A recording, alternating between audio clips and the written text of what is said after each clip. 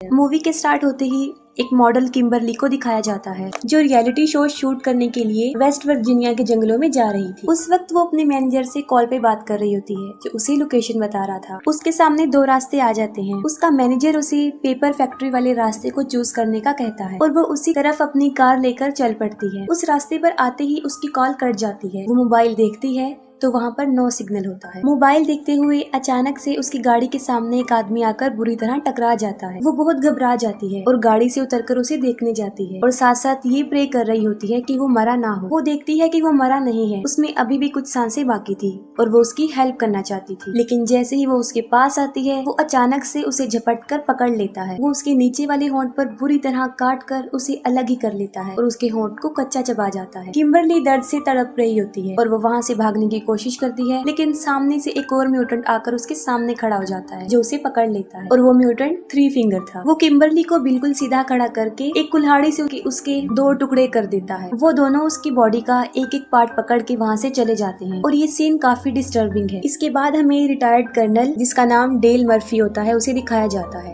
और वो ही West Virginia के जंगलों में रियलिटी शो का होस्ट कर रहा है। उनके शो का नाम अपोकलिप्स होता है। इस शो में टोटल 6 पार्टिसिपेंट जिनमें किम्बरली जो वहाँ पर पहुँच नहीं सकी क्योंकि वो रास्ते में ही म्यूटेंट्स का शिकार बन चुकी थी। शो को माइकल नाम का एक लड़का डील कर रहा था और वही शो का डायरेक्टर था। वो सब शूटिंग के लिए रेडी हो जाते हैं लेकिन किम्बरली वहाँ पर मौजूद नहीं थी, जिस पर माइकल डिसाइड करता है कि वो उसके बगैर ही अपने शूट को स्टार्ट करेंगे और वो शो की सेकंड प्रोड्यूसर मारा को कहता है कि 6 कंटेस्टेंट बन जाए और वो इस बात के लिए एग्री हो जाती है। वो पूरे जंगल में कैमरास फिट कर देते हैं ताकि सारे पार्टिसिपेंट्स पर नजर रख सके और साथ साथ वो पार्टिसिपेंट के ऊपर भी एक कैमरा लगा देते हैं। फिर वो शूटिंग स्टार्ट कर देते हैं। डेल उन लोगों को एक अजीबोगरीब टास्क दे देता है कि उन्हें जाकर जंगल में खाना ढूंढना है। उन 6 के 6 पार्टिसिपेंट्स को वो एक एक टीम में डिवाइड करते हैं। उन्हें सारे रूल्स बता दिए जाते हैं और इसके बाद उनका शो स्टार्ट हो जाता है। आरवी में उन लोगों ने जो कैमरा लगाया था उसके फुटेज में हम नील को देखते हैं जो उस वक्त टॉयलेट कर रहा होता है। तभी थ्री फिंगर पीछे से आकर उसे पकड़ लेता है और उसका गला काट के उसे मार देता है। इसके बाद हम देखते हैं डेल को जो जंगल में खड़ा उस गेम को सेटअप कर रहा होता है और जब वो वापस आता है कि किसी ने उसके एटीवी को तीर मारकर उसके टायर को पंचर कर दिया है। इसके बाद उस पर भी कोई तीरों से वार करना शुरू कर देता है लेकिन वो खुद को बचाकर दरख्त के पीछे छुप जाता है। लेकिन सामने से थ्री फिंगर उस पे कुल्हाड़ी फेंकता है। वो कुल्हाड़ी से बच जाता है और अपना चाकू निकालता है और थ्री फिंगर की तरफ फेंकता है जो सीधा जाकर उसके सीने में लगता है। लेकिन थ्री फिंगर को उसका जरा भी असर नहीं होता और वो चाकू पर लगे अपने ही खून को लीक करता है और अचानक से वहाँ पर एक और म्यूटेंट आता है जो डेल को पीछे से मारकर बेहोश कर देता है। दूसरी तरफ माइकल जो टीम ए को शूट कर रहा होता है जो अपने चैनल को फेमस करने के लिए दुनिया को सर्वाइवल के अलावा और भी बहुत कुछ दिखाना चाहता था। लेकिन जेक इस बात से इनकार कर देता है। वो कहता है कि मैं ऐसा कुछ नहीं करूंगा क्योंकि मेरी फैमिली ने भी ये शो देखना है और ये कहकर वो वहाँ से चला जाता। लेकिन इलीना ये मौका गंवाना नहीं चाहती थी और वो चाहती थी कि वो शो में सबसे ज्यादा नजर आए और इसीलिए वो माइकल को लालच देती है। नीना और मारा को एक टास्क मिलता है और वो टास्क ये था कि उन्हें रिवर के पास जाकर अपना वो टास्क कंप्लीट करना था। वो तेजी से भागकर रिवर के पास आ जाती है और मारा उस टास्क को पूरा करने के लिए आगे बढ़ती है और देखते ही देखते वो टास्क को कंप्लीट कर लेती है। लेकिन साथ में वो माइकल और इलीना को भी देख लेती है जिससे वो काफी डिसहार्ट होती है क्योंकि ये सब कुछ वो माइकल के लिए ही कर रही होती है। वो काफी दुखी हो जाती है जिस पर नीना उसे बहुत समझाती है। एम्बर और जॉन्सी को जंगल में एक बारबेक्यू नजर आता है और वो समझते हैं कि शायद यही उनका टास्क है और वो कपड़े की मदद से उसे वहाँ से उठाकर ले जाते हैं। मारा उस जगह को छोड़ना चाहती थी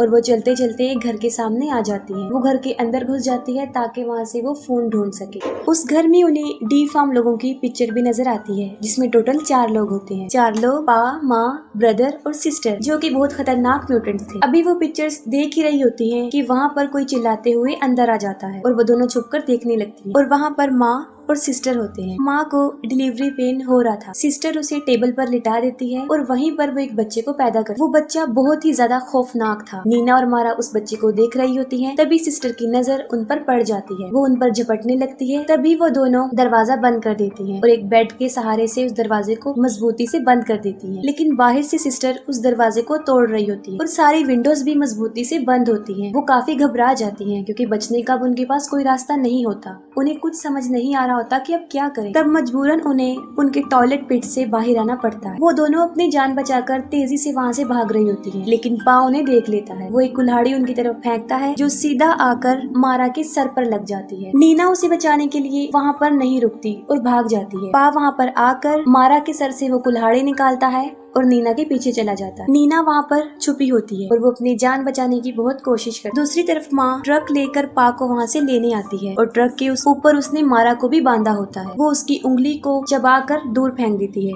और वो उंगली सीधा जाकर नीना के पास गिर जाती है। नीना बड़ी मुश्किल से अपने मुंह पर हाथ रख के अपना मुंह बंद करने की कोशिश करती है और जब वो लोग वहाँ से चले जाते हैं तब नीना भी वहाँ से भाग जाती है। माइकल वहाँ से निकलकर हार्वी की तरफ चला जाता है और पीछे से एलिना अकेली रह जाती है। ब्रदर छुपकर काफी देर से एलिना को देखता होता है। इतनी देर में सिस्टर भी वहाँ पर पहुँच जाती है और वो उसे देखकर जेलस होती है और ब्रदर को पीटना शुरू कर देती है। एलिना वहाँ से भाग रही होती है कि सिस्टर एक चाकू लेकर उसके पीछे पड़ जाती है। वो उसकी कमर में बहुत ज्यादा चाकू मारती है और उसे इतना जख्मी कर देती है कि उसकी स्पाइन तक नजर आने लगती है और वो मौके पर ही मर जाती है। डेल को जब होश आता है तो वो देखता है किसी ने उसे उल्टा लटकाया हुआ। थ्री फिंगर उसके सामने खड़ा होता है जो नील को काट कर डिनर की तैयारी कर रहा होता है। तभी पा और माँ वहाँ पर ट्रक लेकर पहुँच जाते हैं और वो मारा की डेड बॉडी को वहाँ पर रखकर चले जाते हैं। थ्री फिंगर डेल को मारने ही वाला होता है, जिस पर डेल उसे जख्मी करके खुद को आजाद कर लेता है। डेल एक बहादुर सोल्जर होता है और वो बड़ी हिम्मत से थ्री फिंगर का मुकाबला करता है और लास्ट में वो थ्री फिंगर से गन छीन कर उसे ही गोली से उड़ा देता है। फिर माइकल हार्वी में आता है और वो सारे कैमरास को चेक कर रहा होता है तो अचानक से हार्वी खुद ब खुद चल पड़ती है। माइकल सोचता है कि शायद नील उसे चला रहा है, लेकिन उसे पा और माँ चला रहे होते हैं और वो माइकल को पकड़ लेते हैं और पा उसे मार मार के जख्मी कर देता है। दूसरी तरफ जेक, एम्बर और जॉन्सी जो बड़े मजे से बारबेक्यू एंजॉय कर रहे होते हैं। नीना बहुत घबराई होती है और हाँपते हुए वो उन लोगों के पास पहुंच जाती है। वो सब कुछ उन लोगों को बता देती है और कहती है कि हमें यहाँ पर अब 1 मिनट भी नहीं रुकना चाहिए, हमें यहाँ से चले जाना चाहिए। जॉन्सी समझता है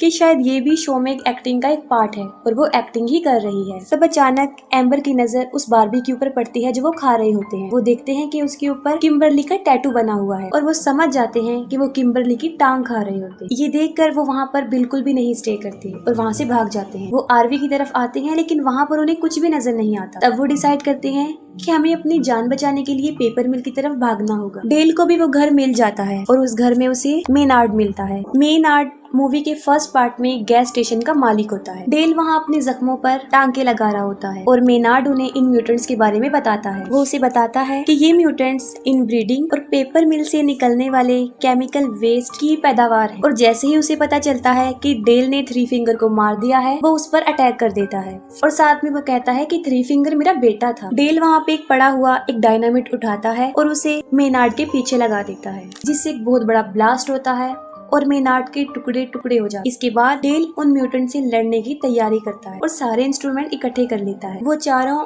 उस मिल को ढूंढ रहे होते हैं। तब जंगल से उन्हें किसी के चिल्लाने की आवाज आती है और वो ब्रदर और सिस्टर होते हैं और जब वो दोनों उन्हें देखते हैं तो वो उनके पीछे पड़ जाते हैं। नीना यहाँ पर भी खुदगर्जी का मुजाहिरा करती है और वो वहाँ से तीनों को छोड़कर भाग जाती है। वो तीनों उनका मुकाबला करते हैं, उनसे लड़कर उन्हें मारते भी हैं और वहाँ से भाग जाती है। नीना भागते भागते एक गड्ढे में गिर जाती है और वो बाहर आने की बहुत कोशिश करती है लेकिन अंदर ही फंस जाती है। नीना एक सेल्फिश लड़की होती है, वो सबको मुसीबत में छोड़कर भाग ही चुकी थी, लेकिन फिर भी जैक उसे ढूंढने का फैसला करता है। वो एम्बर और जॉन्सी को कहता है कि तुम दोनों मिल की तरफ चले जाओ, हम वहीं पर मिलेंगे, और खुद वो नीना को ढूंढने चला जाता है। नीना की चीख सुनते हुए वो उसकी हेल्प के लिए भागता है। वो उसे ढूंढकर उसे बाहर निकालने में कामयाब हो जाता है, लेकिन उसे बचाते हुए उसका शोल्डर डिसलोकेट हो जाता है। वहाँ पर उन्हें ट्रक की आवाज सुनाई देती है और वो वहाँ से भाग जाते हैं। भागते भागते वो ऐसी जगह पर पहुँच जाते हैं जो आखिरी किनारा होता है और उसके नीचे रिवर होता है। इतनी देर में सिस्टर भी वहाँ पर पहुँच जाती है और उन पर गोलियां चलाना शुरू कर देती है। उन लोगों के पास बचने का और कोई रास्ता नहीं होता और वो रिवर में ही कूद जाते हैं। एम्बर और जॉन्सी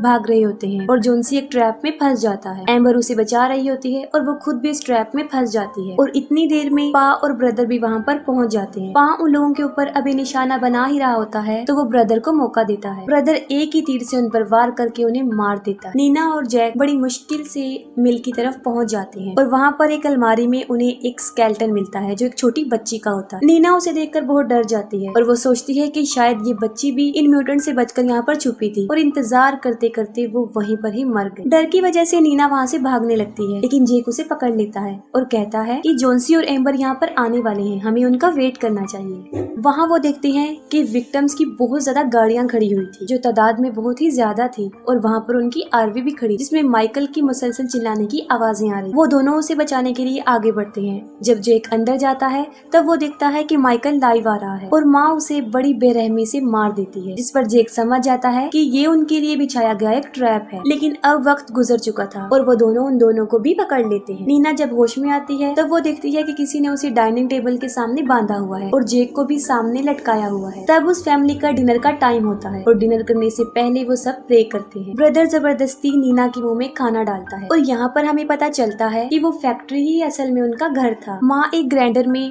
बचे हुए बॉडी के वेस्ट पार्ट फेंक देती है और वहीं पर डेल उसे छुपकर देख रहा होता है। डेल बाहर आ जाता है और उसकी मूवमेंट से आवाज पैदा हो जाती है, जिससे उन सबको पता चल जाता है। आवाज सुनते ही वो उसे ढूंढना शुरू कर देते हैं। डेल ब्रदर और सिस्टर को अपने ट्रैप में फंसाता है और उन दोनों को भी डायनामिट से उड़ा देता है। अंदर नीना खुद को आजाद करने की कोशिश करती है और इतनी देर में डेल वहाँ पर पहुँच जाता है और वो उसे आजाद कर देता है। उसके बाद वो जेक को भी खोल देता है। तभी पा और माँ भी वहाँ पर आ जाते हैं और अपने बच्चों को टुकड़े टुकड़े हुआ देखकर वो दोनों पागल हो जाते हैं। पा डेल के ऊपर कई बार तीर से वार करता है, लेकिन वो एक स्ट्रॉन्ग इंसान था। माँ उसकी तरफ एक तेज धार वाला हथियार फेंकती है जो उसकी गर्दन से लिपट जाता है और वो उसकी पूरी गर्दन काट देता है। उसे बहुत ज्यादा ब्लीडिंग होती है और मौके पर ही उसकी भी मौत हो जाती है। नीना बड़ी मुश्किल से उस मिल से बाहर आ जाती है, लेकिन गलती से जेक उस ग्राइंडर वाले रूम में चला जाता है। माँ और पा भी वहाँ पर पहुँच जाते हैं और जबरदस्ती उसे ग्राइंडर में फेंकने की कोशिश करते हैं। नीना को जेक की चीखें सुनाई देती हैं और अब वो उसकी हेल्प के लिए जाती है। वो पा की गर्दन पर बाइट करके उसका मांस उखाड़ देती है और जेक मारते हुए पा को ग्राइंडर में धकेलने की कोशिश करता है, जिससे उसका एक हाथ कट जाता है। एन वक्त पर माँ उसे ग्राइंडर से बाहर निकाल देती है। इतनी ही देर में नीना एक लीवर खींच देती है, जिससे लकड़ी का लोग वहाँ से मूव करता हुआ उन लोगों से टकरा जाता है और सीधा उन्हें ग्राइंडर में फेंक देता है, जिससे उनका कीमा कीमा बन जाता है। नीना और जेक एक कार में बैठकर वहाँ से चले जाते हैं। फिर लास्ट सीन में हमें दिखाया जाता है कि थ्री फिंगर अभी मरा नहीं होता, वो भी जिंदा होता है, जो कि डी फार्म बच्चे को फीड कर रहा होता है और वो भी मारा की फिंगर से। और इसके साथ ही मूवी एंड हो जाती है।